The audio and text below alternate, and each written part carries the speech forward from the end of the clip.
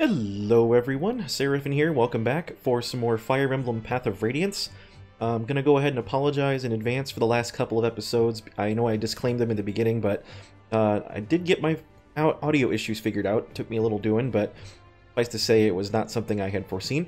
At any rate, we are back to normal now, so we're gonna get back on the road. And I also went ahead and did the necessary preparations for this chapter that I discussed at the end of the last video. So what are we doing today? I'm going to go ahead and explain a little bit. This chapter is a little tricky if you want to do it the pacifist way, is what I call it. This way actually gives you a great deal of bonus experience. So I'm going to show you what we're talking about here. I'm only deploying 6 units for this chapter. We've got Ike, obviously, because we have to. We've got our 2 beefy flyers, that being Marcia and Jill. We have 2 thieves, that being Volk and Soth, and we have 1 Laguz, that being Leith. We could use Mordecai instead, but I feel like Leith is just easier to use in this particular circumstance, and I'll tell you why momentarily. This is the bare minimum of guys that I like to deploy for this. This is an optimum strategy that I've tested on normal and on hard difficulty, and it allows you to get nearly all of the treasure. There's only one thing that I haven't been able to figure out getting without killing anybody.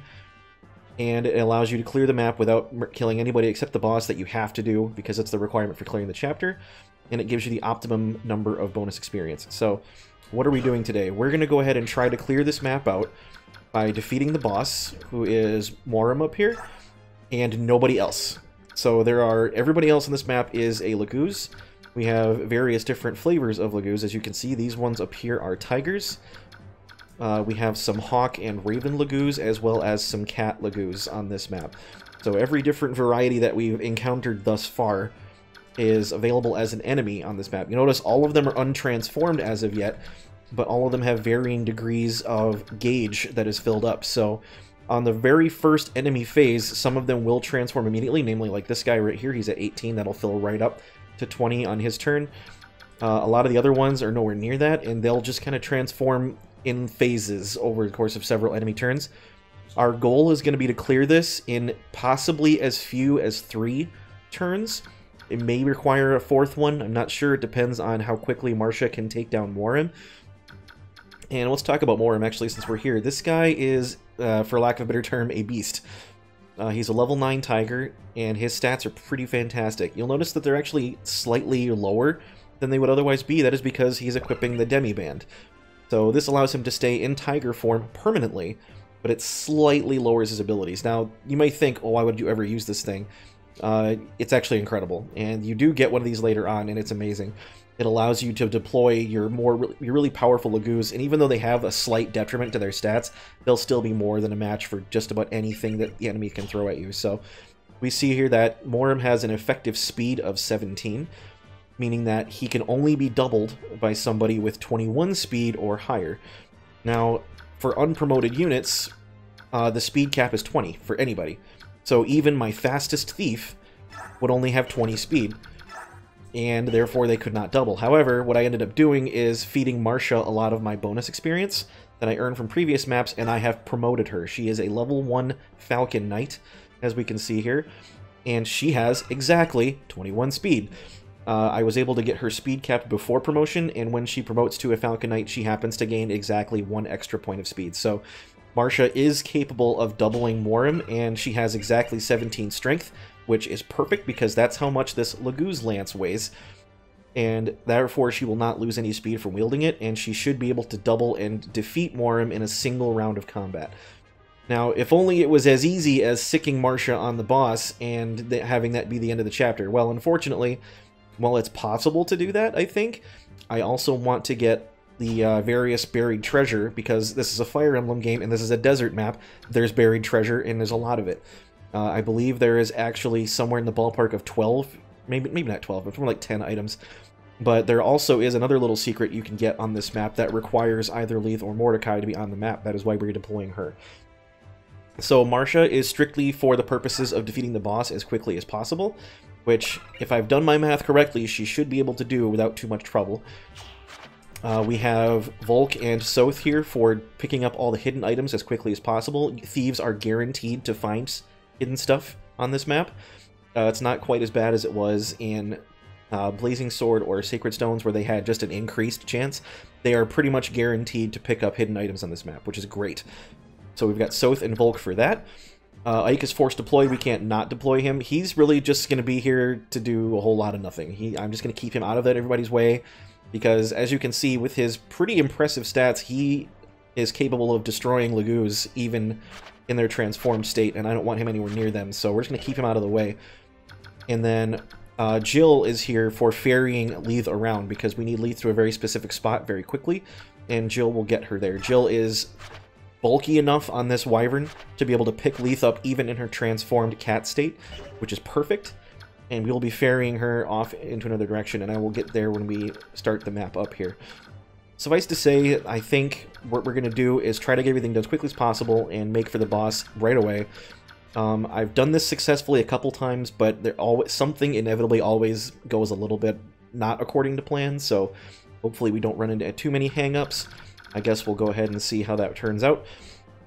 But let's go ahead and get this rolling here, why don't we? Oh, I'm going to show you the items we've got in play here too. So, as I mentioned here, Marcia has the Lagoos Lance. She also has the Lagoos Guard, so that when the transformed Lagoos try to attack her, she will not take significant damage from them. She already has a 14 defense, which is pretty good, but even a Tiger can tear through that even pretty well.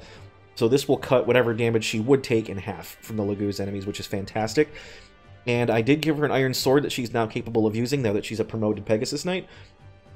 This is the lowest might weapon I could find, and the reason I gave her this is because I don't want her to kill any of the other Lagoos, but she is going to be attacked by some of them as a result of her trying to close in on the boss.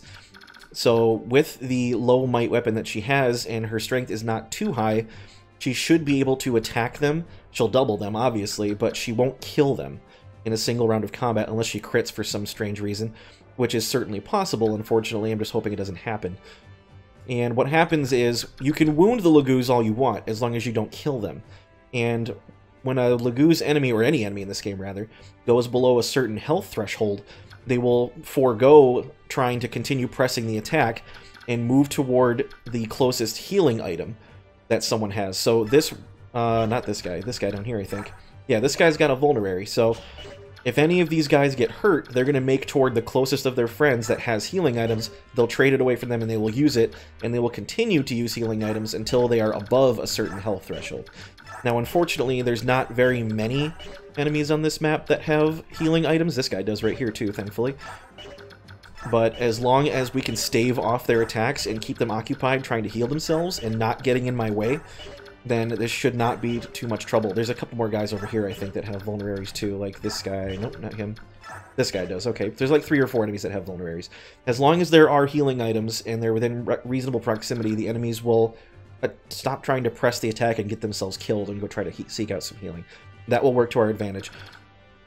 And then Jill is just here to defend herself as much as possible. She probably will get attacked by a stray hawk or a raven or some such, but she's not anywhere near fast enough to double them, especially the hawks or the ravens, and she does not do enough damage to simply one-shot them, and she'll just be able to stave them off. And her defense is substantially high at 16, and I've only got 1 Lagoos Guard, and Marcia needs it, so we're just going to hope that her natural bulk is enough to stave off her attackers. Volk and Soth are unlikely to get attacked. Volk in particular because he has a skill called Shade, where if any other enemy is in range, they'll attack them first. So it's possible that I might have Ike follow around to act as a meat shield for Volk and unequip his weapon so he doesn't retaliate. But Volk should be okay, and Soth, quite honestly, is just, he's speedy and dodgy and bulky enough that I'm not worried about him. You'll see, he was a level 1 thief when we got him. I fed him a couple levels of experience to get him to level 10, and his stats are pretty ridiculous, and that is mostly because of Soth's special skill called Blossom, where he gains experience slower, but his growth rates are substantially higher as a result, which is pretty awesome. So I did have to put a significant amount of experience investment into both Soth and into Marcia to get to this stage, but the amount of experience that I'll be getting from this map, from clearing it without killing anybody, more than makes up for that. I will actually gain a slight profit in experience, which is great.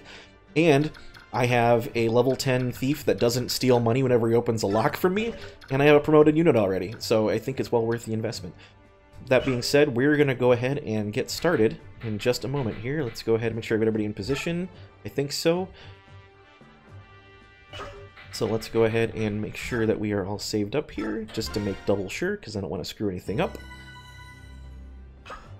And we will go ahead and deploy now. As you can see, Leith transforms immediately, which is great. And alright, let's get to it, shall we? Okay, so first things first, there is a coin right... Actually, Jill is standing right in the center of where it would be, this 3x3 area right here. So we're going to move Volk up and grab that real quick. Because right here it should be. Yep, there it is. Now, I think I've discussed coins a little bit previously, but I'm not sure how much people remember. Those are not useful in this game, per se, but they are going to be important in the follow-up game to this, the sequel, which is Radiant Dawn. So we'll talk about that when we get there.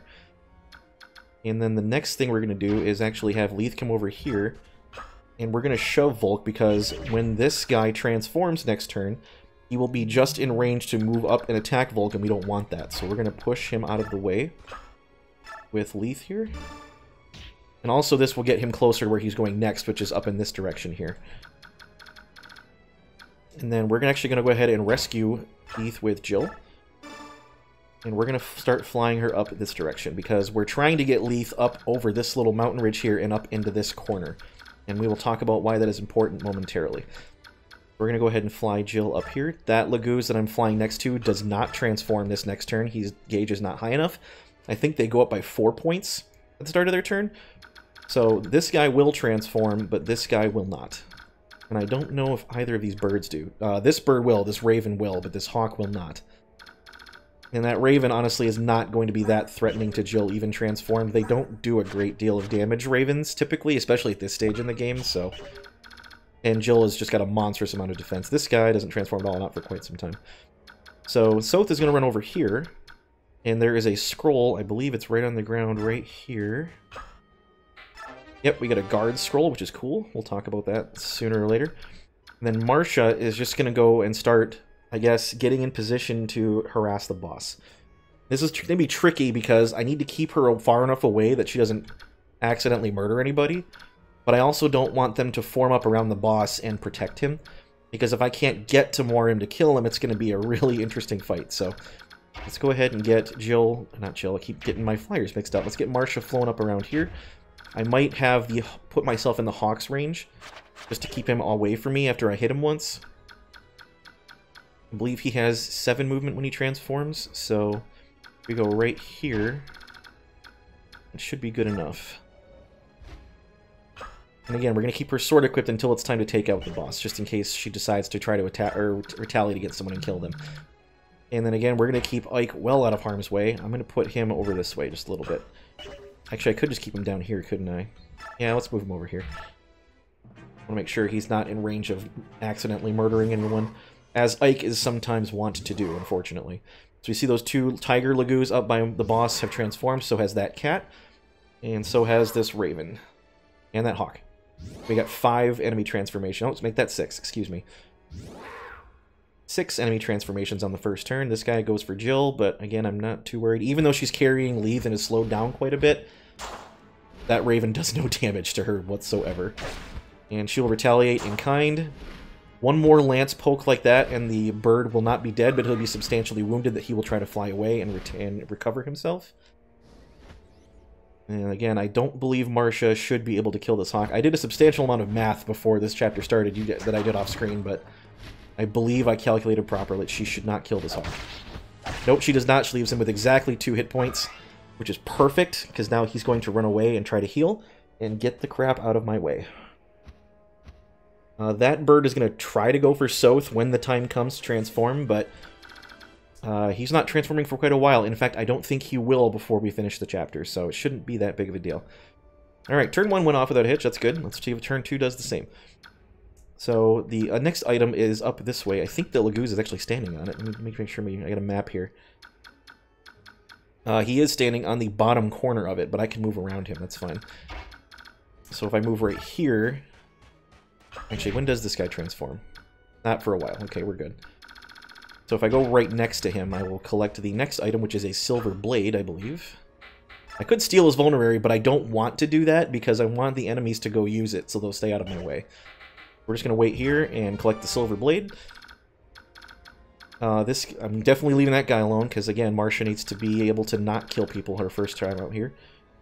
What I might end up having to do is lure away these tigers from the boss so that they don't get in my way when I need to kill him in a couple of turns.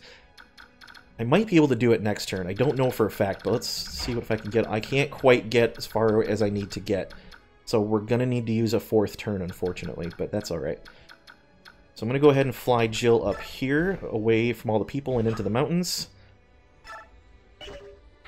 And next turn we'll be dropping Leith off down in this area. I believe Leith is plenty weak enough to avoid killing these guys in a single round, even transform, so that shouldn't be a problem either.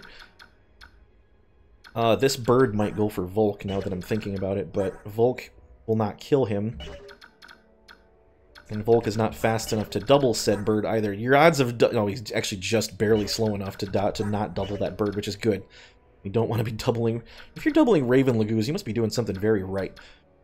So, unfortunately, we need to put Volk in harm's way just for a moment. We need to have him right below where that bird is. So he's going to get attacked by this tiger. Possibly by the Raven also. But that's not the worst thing in the world, to be completely honest with you. So... Actually, can he move to get the next item after that, after I move him? Sorry, I had to do a quick calculation here. So there's a physics staff right here. The top corner is where the bird is, and the bottom corner is where this tiger is. Is that a tiger or a cat? It's a tiger. You can tell from the blue tail. And because this says razor sharp tiger claws, that's another good way to find out what kind of Lagoos you're looking at.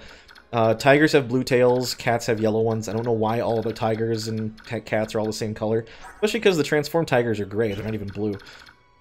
I don't think I'm colorblind. Anyway, so if he stands here, he has 7 movement. He can go... There's a shine tome right here. But then that doesn't leave him able to get in range of the next thing. Which is right here. Maybe it does. Yeah, he might be okay. We'll try this out. So I'm going to go move Volk over here. Nothing for me to steal, so we're just going to wait and grab the physics staff, which is great. As long as Volk can survive an engagement from both of them, which I believe he should. He's only got 8 defense, but I think he should be okay. I gave him a vulnerary just in case, but you never know. Soth went ahead and grabbed the blade already. We're keeping Ike out of the way. It just leaves Marcia. I'm going to see if I need to bait anybody out that's going to be transforming early and getting in my way. As long as I stay away from the tigers, they shouldn't be a problem, because I think I can 1 round more him here. In fact, why don't we check on that? I think what I can do... I'm not actually going to do it, but I believe I... Yeah, so as long as I hit both attacks, I will kill... Wait, no, that's only 44. I am 1 damage shy, aren't I? Eesh. Okay, well, that's unfortunate. Apparently, I did not calculate that properly. I was hoping that that was going to be just enough, but that is... No, wait a minute. Who am I talking about? That is plenty. Wow, my brain just turned up. That's 54, not 44. Okay, so I do kill him. That's fine. Math, sorry guys. It's been an interesting week. Anyway, moving on. So, Marcia is definitely capable of killing the boss in a single round as long as she doesn't miss. And none of these guys are transforming, so I should be okay to leave her just on the edge of these tigers' range. Which is right here. I don't think they'll move toward her, but just in case, we'll put the sword back on. And I think that's everybody, yep, except for Ike. We're just going to keep right where he is, and we'll move on to the next turn. So it's all incumbent on Volk not dying right here. That's pretty important. There goes the Hawk to his friend to receive the healing. And thankfully, they don't return to combat after just 1 heal. They will attempt to heal up as much as possible and then try to go find people to hurt again. So, thankfully... Oh, look at that. Raven's not even attacking Volk. He's going for Jill. Mostly because he can double her. But, again, she doesn't take any damage, so... Jill, by the way, is probably one of the best units in this game. She's absolutely incredible. I think Volk can handle 1 attack from his tiger, no problem. Might not like it very much, but... Oh, he missed! Oh, nice, he dodged it. Perfect. And he's definitely not strong enough to take on a tiger by himself with that flimsy little knife, so... Volk will be okay. It's actually working out better than I expected to. Alright, that's turn 2 in the bag. So, turn 3 is where it's going to start getting a little sticky. So, what I need to do... These tigers up here are all going to start transforming pretty soon. We're starting with these 2 next turn. That one's to get a little while yet. And these 2 have 1 more turn, I think. So I need to get out of their range as well. But again, I need to stay within range to be able to hit the boss when the time comes. I need to make sure that I don't cluster myself in a position where they block access to the boss. So I'm going to have Soth run and grab this. There's a coin up here by this rock. I'll run and have him grab that. And he's still out of the way of these tigers, even if they were going to transform. That hawk is still healing, so we probably got another turn at least on him. This one's not close to transforming yet. And Volk needs to go for the next item, which is a Shine Tome. And that is right here. Now the question is, if I put him there, is he going to get et? And the answer is, yeah, probably. So what I'm going to have him do instead is just move straight up for the next item, and I'll have Soth grab this one. I think Soth is just in range to get it. In fact, yeah, he's got plenty of range. So I can do it on the last turn and get out of here with it, which is perfect. So this last item I want to try to grab is going to be a little tricky because I don't know if I'll be able to get it or not. That Raven's going to fly away to heal now, probably over to this guy to get his healing. Jill is not in danger from either of these guys, even though they're about to transform, and neither will Leith when I drop her off right now. So we're going to put... Oh, geez. Why don't I fly right... Not quite far enough to where I want to be, so I'm just going to have to put Jill right against the edge here. No, I don't want to do that, because that's a bad idea. Let's put her right here. And then we'll put Leith right next to her, right there. Perfect. That should do it. And then I'll leave both of them there. Both of them will be fine, by the way. And again, I don't believe either of them is capable of killing any of these Lagoos, even when they're transformed. It looks like Leith might not even be fast enough to double them, which is impressive, considering she's in cat form. But we're just going to have Volk make for this direction. Let me see. How far do transform tigers go? They move 4 in the sand. This guy's about to transform, so he'll go 1, 2, 3, 4, and attack to that spot. We want to be just outside of the range right here. And that other tiger should not be able to pursue him. Nope, he's not fast enough. And these guys are going to transform, so we got to get Marsha out of their way. So 1, 2, 3, 4. They attack to there. So we'll put Marsha right here. I believe that is out of the way of everybody. Yep, we're good. Perfect. Okay, so as long as things go well right now, we should be able to wrap this up next turn and get everything that I need. Or everything that I'm going to be able to get without undue consequences. Alright, so let's go ahead and end the turn, see how this goes. Those tigers transform, but again, I don't think they're a problem. Oh, those are cats. Sorry, they're not tigers. Wow. Turns out I don't know my own. Turns out I don't know my Lagoos very well. And we got a cat and a raven transforming over here. That hawk is still healing. Perfect. And that raven's going to go get him some healing. Also perfect. I've only had to engage 2 enemies. I guess technically 3 if you count the tiger that I barely scratched. This cat will be another one. And again, I think Jill might get doubled here, but she's bulky enough to avoid getting absolutely murdered. Oh, no, she's fast enough to avoid that doubling. Perfect. If they go for Jill, that's perfectly fine, because Jill's a lot less likely to kill them than Leith is. I don't think this Raven will do much. He does 1 damage. Jill pokes back. Again, not enough to simply kill him in 2 turns. This actually worked out really well for me, this playthrough. Normally I have a lot of trouble with this and have to do it multiple times, so it looks like we'll be good to go to get out of here right away. So I'm going to have Soth run over here and grab the Shine Tome, which I believe is right here. Let me double check my map. Yep, should be able to grab it right from... Let's make sure I'm not in range of the cat, just in case things go pear-shaped. So the Shine Tome starts here. That's 4 spots, so I can move right there and still get it. Or right here. I like that idea better. Let's go right here and grab that. There's the Shine Tome. And Volk just needs to grab... There's a pair of boots up in this corner. We'll put him way up in the corner so he's out of range of everybody. And grab the pair of boots. Is there anything to steal? Nope. Perfect. Got the boots. So I've gotten everything in this area of the map. There's only 2 other things to get. The one thing that I'm not going to be able to get, and I don't think any of my strategies have successfully implemented it, there is a statue frag right here in this 3x3 grid. And unfortunately, getting over here and avoiding killing all these guys while also spreading out and grabbing everything else, it's just not feasible, unfortunately. Chances, every time I've tried to do it, somebody ends up getting killed. Either one of my guys or one of theirs, and it just doesn't work. If any of you are players of this game and are familiar with the strategy to grab the statue frag and also get in and get out without killing anybody, I would be very happy to hear that strategy. I've not found a successful one yet, so let me know if you know of any. And there is a white gem in these two squares here. Now, unfortunately, I don't have a thief over here, so I can't get a guaranteed retrieval of said white gem. But I can at least try and see if Jill can get it. The odds of it happening are pretty darn slim, but it is certainly possible. It's actually happened before for me, which is wonderful. Who else is ready to transform? If I don't kill the boss this turn, these guys will transform and make my life miserable. So I have to hope that Marcia can finish the map this turn. So we're going to see if Jill can get lucky and grab this white gem. If not, it's not that big a deal. You get tons of money in this game. I'm not going to really be out that much, so... Nope, no white gem. What Leith needs to do, however, is stand right here, and it has to be this spot exactly. So one kitty corner from this top corner next to the mountain here. Leith or Mordecai has to stand right here, and only the two of them can do it. And when you do that, they're like, huh, what's going on here? It's not an item that you find. She sensed something elusive. You find a person! A female cat. Splendid! I've not seen your face in these parts before. This guy is Stefan. Or Stefan, however you want to pronounce it. And he scares the ever-loving crap out of Leith. A Bjork was able to sneak up on her, and she's not very fond of that. He's very sorry he startled her. Grr.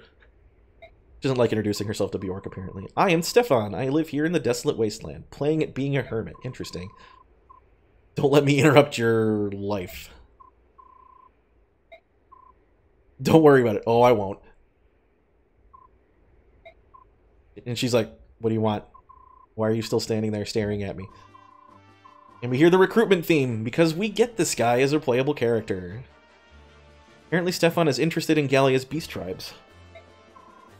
And Leith does not want to talk, but suffice to say, apparently she's going to be okay with him joining up anyway. I have no time to chit-chat with you. Very well, I will help you. Once this battle is finished, you'll have time to converse. I suppose, perhaps. Off we go, then. What sort of lunatic have I found? So, Stefan is actually like a secret character. If you were playing this blind and didn't know what you were doing, I don't know how you would ever figure out that you have to send Leith or Mordecai to this exact spot. Like, this exact square. I don't know how you'd ever figure that out. I thankfully looked it up ahead of time and figured it out, but you get Stefan. So Stefan's actually pretty ridiculous. He's a level 8 promoted swordmaster, and he's got absurd stats. 19 strength, 27 skill, 25 speed. That's insane for a swordmaster. And he's got 15 defense on top of it. And you're wondering, where's that +3 coming from? That is from his sword, the Vague Kati, which is kind of reminiscent of Lynn's weapon a little bit from Blazing Sword. It's actually better than hers, though, because as we can see here, it has 12 might, 80 hit, 35 crit, and it only weighs 8. This is actually on par with a legendary sword you get in this game. Pretty close, anyway. So it's just a far superior killing edge, basically. It is a unique sword forged by Master Craftsman. It is, as you see here, it requires S rank in swords. So you need to have max rank in swords to use it. It may as well be a legendary weapon. It is that good. And the only way to get it is to recruit Stefan. And he does come with it. He also comes with a super interesting skill called Astra, which I believe translates to stars, or something to do with stars in Latin. Anyway, when it activates, he does 5 consecutive attacks at half damage. So it's like a mini crit. Only 2.5 times normal damage instead of 3. That being said, it's an interesting skill, but it's not necessarily a good one, because every one of those 5 attacks at half damage consumes weapon use. And you don't want to be using your legendary only 25 use blade to do 5 strikes at half damage. Especially because Stefan usually is plenty strong enough to outright murder someone in just a couple of hits, let alone 5 half strength ones. And he'll double everything with 25 speed, so his only down point, I guess, is his 5 luck. That's not great, but hey, if you need someone to help carry you through and you're running a little low on guys, this guy, it will chew through enemies like you wouldn't believe. And actually, we actually get him right now, so I can actually move him over here to try to have a second chance at getting the white gem. Oh my gosh, I got the white gem. He has 5 luck, and I managed to get the white gem. That is amazing. Alright, so the only thing that we're going to miss out on this playthrough is the statue frag right here. I wasn't able to get everything else, unfortunately. So I guess at this point, we're just going to move on and take out Morim and end the chapter, because we got everything we need. And this is going to be a point where basically I'm going to be like, please, dear God, hit. 84 hit is a pretty good. It's not as high as I would like, but I'm hoping that this is going to be enough, so we'll give this a shot. And if I successfully take this out, the chapter is over and we'll get all the goodies. So here we go. Come on, Marcia, you can do this. I believe in you. So Morim here is saying his companions are not thieves. I'm sure you could not care less, though. Morim is a green tiger. He is not like the typical blue and gray ones that we've seen so far. Does that make him more menacing? I don't know, but... Oh, there we go. Perfect. She took him out. Irk, no.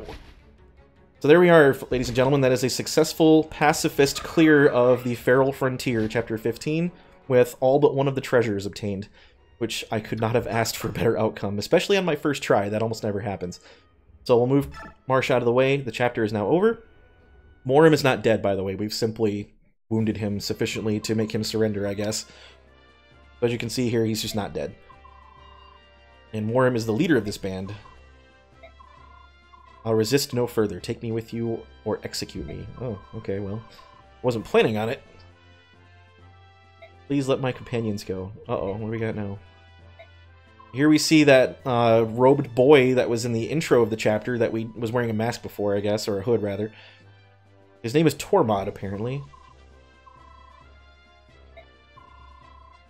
You want Morim, you'll have to kill me. I don't know if I'm pronouncing his name right, by the way. It's spelled really strangely. Is it Morim? Morim? I don't know.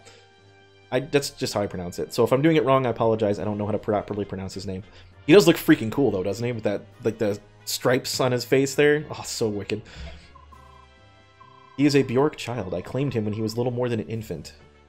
So here we have Morim referring to himself as a subhuman, which is awfully strange. You don't generally see Lagoos do that. And apparently he's also the leader of the Lagoos Emancipation Army. And this little kid is not pleased with Morim trying to sacrifice himself. A Lagoos who calls himself subhuman is protecting a kidnapped Bjork who claims to lead a Lagoos Emancipation Army. Yep, that's, do I have that right? Because if I do, I have no idea what you're talking about. Tormod's like, okay, I guess I'll talk to you about it. So here we learn a little bit of backstory about the concept of Begnion formerly enslaved the Lagoos in years past. Apparently it was only 20 years ago that they outlawed that. That seems like not a sufficient length of time. So Nasir is here to explain that you guys are all being naive if you think slavery ended 20 years ago, because as far as the public is concerned, that is what happened, but there's a number of people in Begnion that still keep Lagoos slaves. The senators were made aware of this and they didn't care, so they gathered up their freedom fighters and trying to help everybody break out. And the nobles just, you know, play politics and make them seem like terrorists and thieves and whatnot. You know, it's actually kind of scary how many real-life allegories get made in this game. In a number, like, it's actually very compelling in a number of ways. Like, they present you with these realistic moral quandaries that we actually deal with on a real-life basis in this world. And they, from the perspective of Ike, who's just naive and just wants everybody to be happy and free and whatnot. That sort of Bjork behavior is something that's been bothering me. So Ike is just like, yeah, I don't understand why they're being so dishonest and ignoble for people who call themselves nobles. But Ike has the ear of the Empress, so maybe he can do something about it, I think is what he's trying to imply here. And here we have Prince Rayson, the guy that was sold to... Excuse me, no, he wasn't sold to anybody yet. He's about to be, unfortunately. I probably just spoiled that for you guys, but it's about to happen. Sorry about that. So Nasala is taking Rayson somewhere, and Tabarn has no knowledge of it. Tabarn being the Hawk King that he was that he was being protected by. And we've met Nasala before. He's the Raven King who only cares about money and whatnot. So here we get our first glimpse at the Serenus Forest. This used to be the home of the Raven, or not the Raven, the Heron tribe. But they no longer live here. for obvious reasons. It's a little creepy now.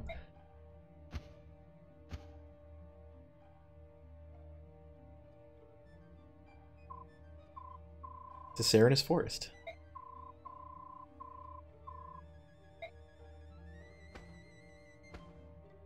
Rayson does not seem pleased. So you can't read what he's saying there, at least not as it's written, but what he's actually saying is written in English. It's just that all the different letters are written in such a way as to be illegible. So I've actually read a translation of it, but suffice it to say, he's just cursing the humans for destroying his home and murdering his people. It's referred to in this as the Ancient Tongue.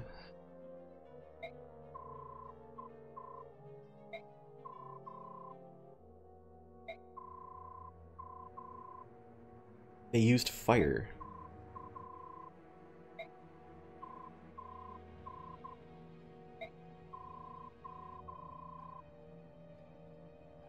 Hold all of nature and all of Laguz in contempt. Well, that's one way to look at it.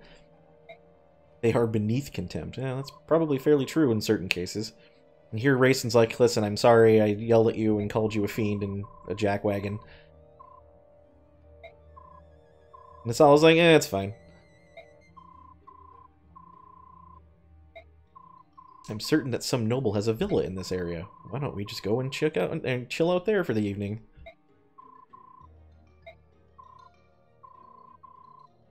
So here he's mentioning something that actually is relevant to gameplay. He's saying that bird folk like you and I have no night vision whatsoever, which I find strange because aren't there a lot of birds of prey that actually have fantastic night vision, like owls and such?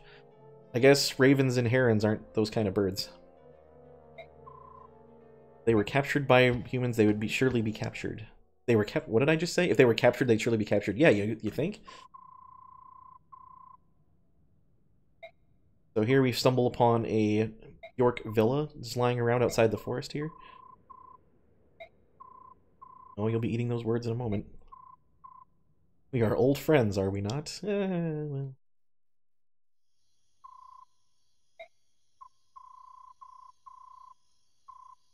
Actually, I guess it was kind of hinted at what Nasala was doing when the Duke Tanis was talking about how, oh, there's something I want even more than art, and surely you know what it is. So I guess I technically didn't spoil it, but I kind of did. So my apologies. Make sure that... Okay, how do you pronounce that word? I never actually did figure that out. S-U-E-T. Is it... I don't know. Whatever. I'll figure it out later and come back to you guys with a result. If he catches sign of his bulk, he will take wing immediately. Yeah, I would too. Have you seen that guy? This I do to raise up Kilvis. Rayson, please don't judge me too harshly. That being said, I'm sure you will. Jeez. So Nasala comes across as like this schemy, slimy jerk that's willing to betray all of his friends and whatnot. And for the most part, that's true. But we'll get to see more of his characterization and Rayson's in the next episode. So thank you very much for joining me up to this point. I really do appreciate it. We took care of probably one of the more annoying chapters in this game. I say annoying because it has to be meticulously planned out, only if you're like me and care about that kind of thing. But suffice to say, we'll continue with the regular killing everything on the map fashion in the next chapter. So until then, stay tuned, and thank you very much for watching. As I said, feel free to subscribe to the channel if you haven't already. Leave a like and a comment on this video if you are so inclined, and I will catch you next time. Until then, this has been Seraphin. Stay classy, internets.